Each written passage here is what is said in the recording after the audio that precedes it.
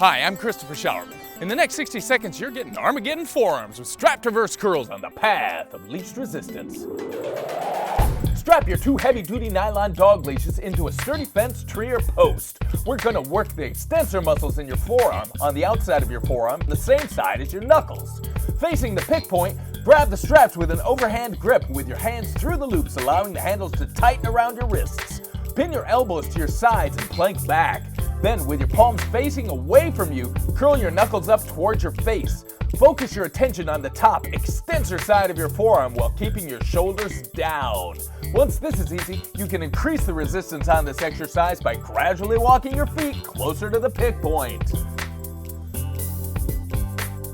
Check your equipment before every workout. Have a training partner spot you, and always leave the gym nicer than you found it. Build 4 alarm forearms with strap reverse curls on the path of least resistance.